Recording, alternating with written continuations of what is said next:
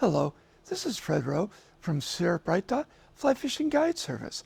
I've been teaching, guiding, writing, and lecturing on the Eastern Sierras since 1982. Let's get to this week's fly fishing report for November 14th to the 20th. Well, November 15th, that's the day. The Sierras closed to fishing. Wait, they closed? Well, not really. It used to be we had a hard closure, 31st of October, everything closed with one or two little exceptions.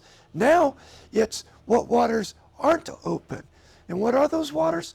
Well, the waters that are closed right now, Upper Owens River below Benton Crossing. Crowley Lake, because it's a resort.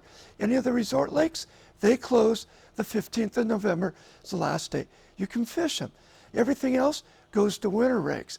Catch and release, fly fishing, or lures, and you can't keep anything, got to let them all go. So what does that mean for fishing? Well, let's start with the lower Owens. What? I'm talking about the lower Owens? Yep, it's down to 250. It means it's time to get out there and start fishing it. And what are we going to do out there?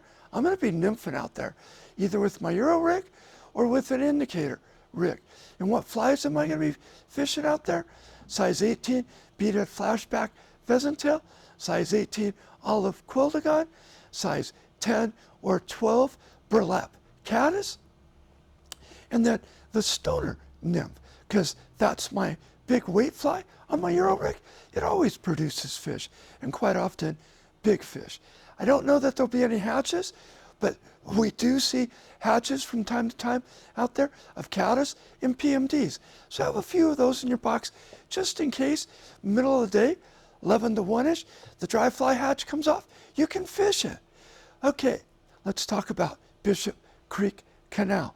Water's low, fish and stuff. Use a dry and a dropper so you don't spook fish. Work it if you want, but I'm kind of laying off of it just because this time of the year, water's so low, it's really tough to fish. Doesn't mean I don't get out there, play a little bit, but I'm kind of going to really start concentrating on the lower Owens. What about the upper Owens River?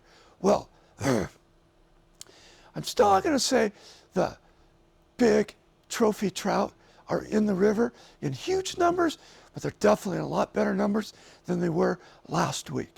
So what does that mean? That means get out there, cover a lot of water, fish the deep holes, deep runs, cut banks, use bigger nymphs, size 12 or 14.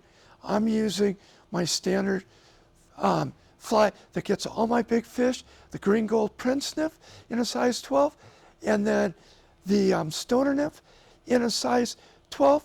We're also using hare's ears in a size 12, and then we're using copper johns in a size 14.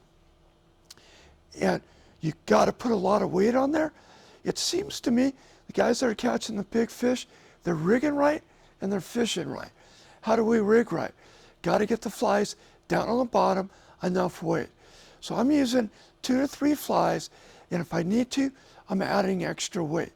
On the indicator rig, I'm using 2 flies and a size BB split shot in between the 2 flies, and that's getting me down deep where the fish are. Then, how am I fishing?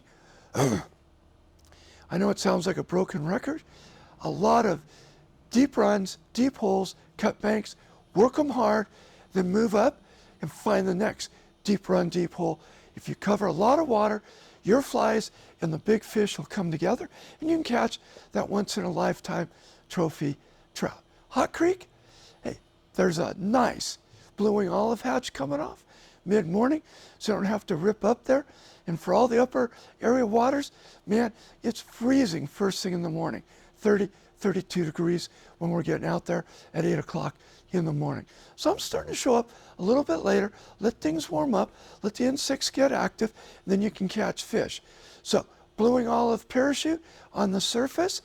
If you can't see a size 20 blue-wing olive parachute, put a 16 Adams 3 feet below it, put it on the 20, and then you can fish a dry and dry, see the big fly, and be able to see the little fly. So nymphing in there, same old things up there.